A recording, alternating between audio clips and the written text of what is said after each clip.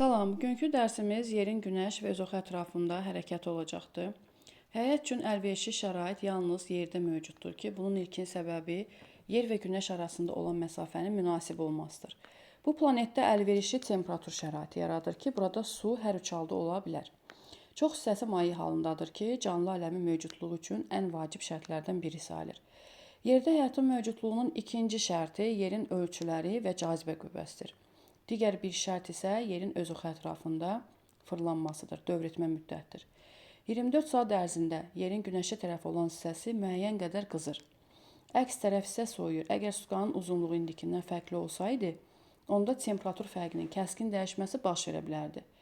Yerin kürə formasında olması günəş şüalarının düşmə bucağının müxtəlif enliklərdə fərqli olması ilə nəticələnir.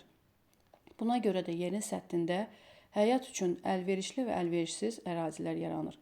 Yerin günəş ətrafındakı hərəkət yolunun orbitinin uzunluğu təqribən 940 milyon kilometrdir ki, bu məsafəni də yer kürəsi 29,8 km/saniyə sürətlə 365 gün, 5 saat, 48 dəqiqə, 46 saniyə başa vurur və yerin günəş ətrafında tam dövrünə də il deyilir. Yerin xəyali oxu orbit müstəvisinə 66,5 dərəcə meyillidir ki, bu meyillik dəyişmir. Ona görə də yerin şimal qütbü həmişə qütb ulduzuna tərəf çevrilmiş olur.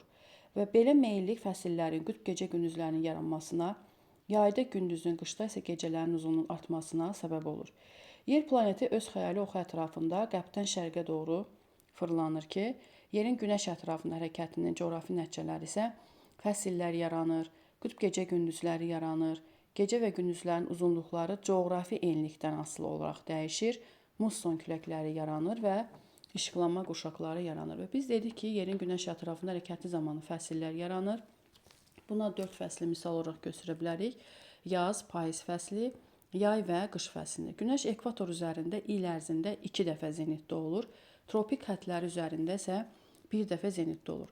Günəş harda zenitdədirsə, bu zaman günəşin düşmə bucağı düz bucaq altında düşür. Yəni 90 dərəcə bucaq altına düşür. Əgər ekvatorda zenitdədirsə, günəşin düşmə bucağı 90 dərəcə bucaq altına düşür. Tropik xəttlər üzərindədirsə, yenə günəşin düşmə bucağı 90 dərəcə bucaq altında düşür. Yaz gecə gündüz bərabərliyi, yəni 21 mart zamanı günəş ekvator üzərində zenitdə olur, yəni günəş şüaları ekvatora düz bucaq altında düşür. Nəticədə şimal və cənub yarımkürələri günəşdən bərabər miqdarda işıq və istilik alır. Yəni 12 saat şimal yarımkürəsində, cənub yarımkürəsində 12 saat gecə, 12 saat gündüz olur. Ekvatordan şimal və cənuba getdikcə günəşin düşmə bucağı azalır və qütblərdə 0 dərəcəyə bərabər olur. Əlbəttə ki, buna müvafiq olaraq günəşdən gələn istilik azalır. 21 mart tarixində şimal yarımkürəsində yaz fəsli, cənub yarımkürəsində isə payız fəsli başlayır. Yerin orbit üzrə günəş ətrafında hərəkəti fasiləsiz olaraq davam etdiyinə görə, gecə-gündüz bərabərliyindən sonra günəş şüalarının zenitdə olduğu məntəqələr şimala doğru yerini dəyişir. Yəni 22 iyun yay gündönümü başlayır. Və bu zaman günəş 23,5 dərəcə şimal enliyində zenitdə olur ki, və bu zaman bu 23,5 dərəcə şimal enliyinə günəşin düşmə bucağı 90 dərəcə bucaq altına düşür. Və bu zaman isə ekvatora günəşin düşmə bucağı, minimum düşmə bucağı 66,5 dərəcə olur.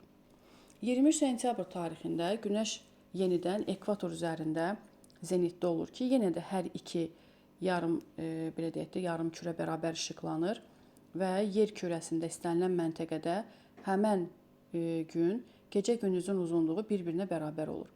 Yaz gecə-gündüzü bərabərliyi adlanan bu tarixdə şimal yarım kürəsində payız fəsli, cənubda isə yaz fəsli başlayır. 23 sentyabr tarixindən sonra günəşin zenitdə olduğu məntəqələr cənuba doğru yerini dəyişir.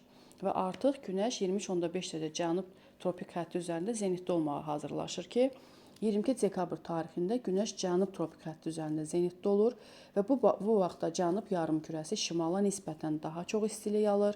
Buna görə də 22 dekabr tarixində şimal yarımkürəsində qış fəsli, cənub yarımkürəsində isə yay fəsli başlayır. Yerin formasından və meyilli hərəkətindən asılı olaraq fəsillər yaranır ki, mütləq şəkildə əgər yay fəsidirsə, gündüzün uzunluğu mütləq şəkildə 12 saatı keçməlidir. Yəni biz qrafiklərdə də bunu seçdikdə baxmalıyıq. Əgər 22 iyunu bizə verirsə şərtdə, qrafikdə də gündüzün uzunluğu mütləq şəkildə 12 saatı keçməlidir. Deməli, gecənin uzunluğu isə 12 saatdan aşağı olur yay gün dönümündə. Qış gün dönümündə isə əksinə, gecənin uzunluğu 12 saatı keçməlidir. Əgər 12 saatı keçirsə gecənin uzunluğu, deməli, qış fəslidir. Yerin formasına və meyli hərəkətindən asılı olaraq dedik ki, fəsillər yaranır ki, subtropik və mülayim enliklərdə fəsillərin hamısı aydın müşahidə olunur.